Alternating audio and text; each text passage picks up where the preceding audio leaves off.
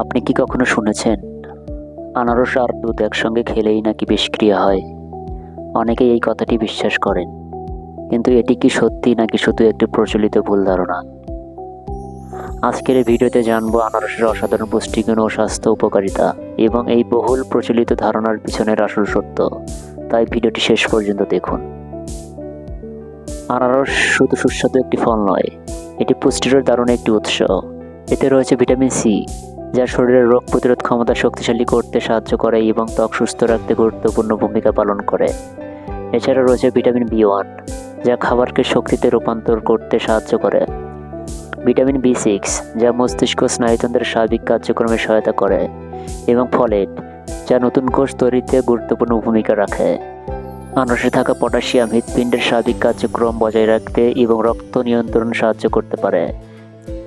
Manganese হাড় মজবুত রাখতে এবং শরীরের বিপাক ক্রিয়া স্বাভাবিক রাখতে সহায়তা করে। আর আনারসের সবচেয়ে বিশেষ উপাদান হলো ব্রোমেলিন।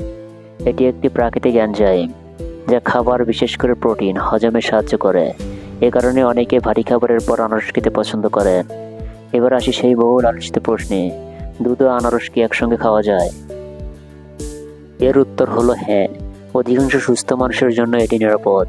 দুধের সঙ্গে আনারস মিশালে কখনো কখনো দুধ ফেটে যেতে পারে। এর কারণ আনারসের প্রাকৃতিক অ্যাসিড ও ব্রোমেলিন, কিন্তু এটি বিষ তৈরি করতে পারে না। তবে কারো যদি দুধ বা আনারসে অ্যালার্জি থাকে অথবা হজমের সমস্যা থাকে, তাহলে কিছু অস্বস্তি হতে পারে।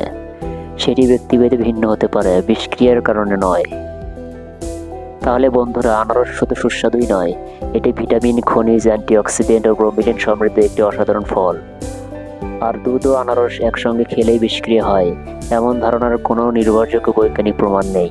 তাই গুজব নয়, সঠিক তথ্য জানুন এবং স্বাস্থ্যকর খাদ্যাভ্যাস গড়ে তুলুন। ভিডিওটি ভালো লাগলে একটি লাইক দিয়ে আমাদের উৎসাহ দিন।